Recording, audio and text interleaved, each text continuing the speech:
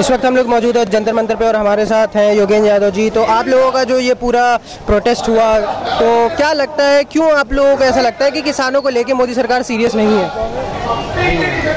इस देश की सारी सरकारें किसान विरोधी रही हैं, लेकिन नरेंद्र मोदी की सरकार तो आज तक इस देश की सबसे घोर किसान विरोधी सरकार है। और उसकी वजह आते ही आते यूरिया के दाम बढ़ा दिए, जो किसानों को बोनस मिलता था वो कटवा दिया, फिर किसानों की ज़मीन छीनने के लिए ऑर्डिनेंस लाने की कोशिश की, सूखे में किसान की मदद नहीं की, जो एमएसपी देने का वायदा था उस वायदे को झुठला दिया। इससे ज़्यादा किसान विरोधी सरकार क्या हो सकती है? किसान का दुख दर्द इन्हें समझ नहीं आता है। नहीं तो मोदी सरकार तो खैर ये कहती है हमने बहुत सारी किसान के लिए नीतियाँ बनाई हैं, योजनाएं बनाई हैं और हम किसान के लिए अच्छा काम कर रहे हैं, उनका ब्राइट फ्यूचर चाहते हैं। तो आप लोग इस चीज़ को क्यों कॉन्ट्रडिक्शन के तौर पे देखते हैं? बात करती है मोदी सरकार किसान की, बहुत बात करती है, सिर्फ बात करती है। सरकार को इससे नहीं देखा जाना चाहिए कि कितने जुमले किसके बारे में बोलती है। महत्वपूर्ण ये है कि कितना पैसा कहाँ देती है, कितना काम करती है। तो बस नाम बहुत है, काम कुछ नहीं है। लेकिन फिर मैं कहना चाहता हूँ, सिर्फ मोदी सरकार नहीं, इससे पहले की सरकारें भी किसान विरोधी थी। और आज किसान बस इंतहा हो गई है, किसान को लगता है कि बस अब मैं और नहीं झेल सकता इसको, इसलिए स्थिति आई है। जो बढ़ते दामों की मार है, पहले नोटबंदी हुई, जीएसटी हुआ, दाम बढ़ते जा रहे हैं और प्राइवेटाइजेशन का भी दौर है, तो क्या लगता है किसान कहाँ किस हद तक की महफूज है और वो अपना जो आगे पूरी किसान की जो नीतियाँ हैं कहाँ तक आगे जाएंगी ये सब चीज़ें? किसान की दिक्कत ये है कि उसका लागत बढ़ती जा रही है, घर खर्च बढ़ता जा रहा है, लेकिन उसकी फसल का दाम नहीं बढ़ रहा। इसलिए जब तक फसल का दाम सुनिश्चित नहीं किया जाएगा, जब तक किसान को एक कम से कम मिनिमम ये हो जाए कि भाई इतना तो आपको फसल का दाम मिलेगा ही मिलेगा, जब तक ये नहीं होगा तब तक किसान बचेगा नहीं। सिर्फ कर्ज माफ़ी करने से किसान नहीं बचेगा, क्योंकि उसके पास तो इनकम ही नहीं है। जिसके पास इनकम नहीं है उसको आज आप कर्ज माफ़ कर दोगे, 5 महीने बाद फिर उसको दोबारा ज़रूरत पड़ेगी। इसलिए हम चाहते हैं कि किसान को फसलों का पूरा दाम मिले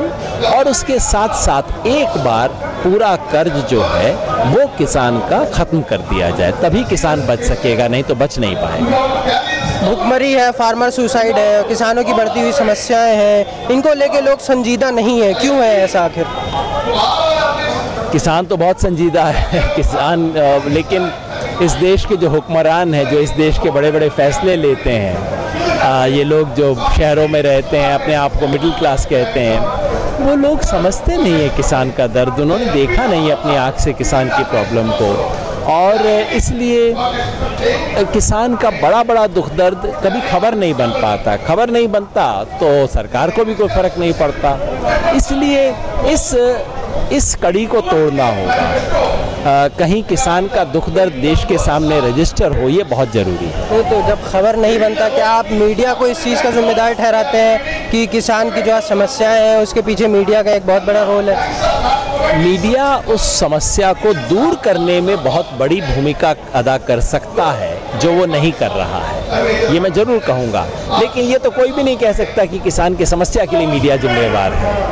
लेकिन अगर मीडिया जैसे बाकी लोगों की समस्याएं सामने रखता है, उस तरह से अगर किसान की समस्या भी रखे तो यकीनन किसान की समस्या ज़्यादा एड्रेस होगी, उसके ऊपर कुछ किया जाएगा जिसकी बेहद ज़रूरत है।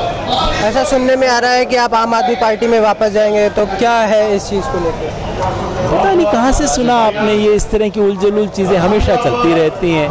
पता नहीं, मेरे ख्याल में ये प्रायोजित किस्म की खबरें हैं जो चलती रहती हैं, और जब वो चलती हैं मुझे लगता है कि आम आदमी पार्टी में ज़रूर कुछ बहुत गड़बड़ काम होने वाला है, जिसको छुपाने के लिए, जिसको ढकने के लिए इस तरह की अफवाह चलाई जाती है। अगला सवाल आपसे कि जो देश के मौजूदा हालात है, भीड़ तंत्र और भीड़ हत्या और गौ रक्षा के नाम पे मासूमों को मारा जा रहा है, कत्ल गारत की नदियाँ बह रही हैं, कैसे देखते हैं आज के माहौल को? और जो किसानों की भी समस्या एक तरफ बढ़ती जा रही है, तो क्या समस्या का समाधान होना चाहिए और क्या सरकार को आप पूरी तरह से नाकामयाब मानते हैं इन तमाम चीज़ों पे?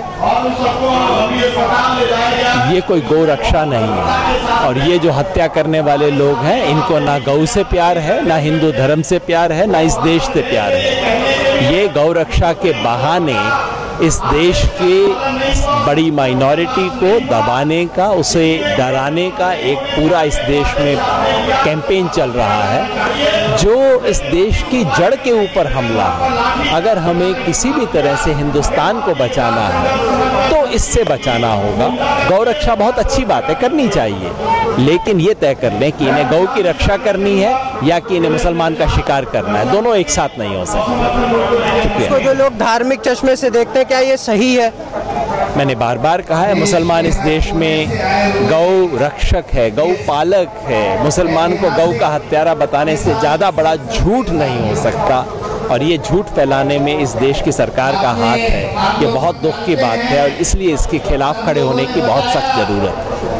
तो ये रहे हमारे साथ योगेंद्र यादव, जिन्होंने तमाम बातों पे और मौजूदा जो मुल्क के हालात है और सियासी महाज है उन पर अपनी राय रखी। अब देखना ये है कि कहाँ तक कि इनका सफ़र आगे जाता है और सरकार इन तमाम चीज़ों को कैसे लेती है और आगे अगला कदम तमाम लोगों का क्या होता है। दिल्ली से न्यूज़ मैक्स के लिए मोहम्मद शाद।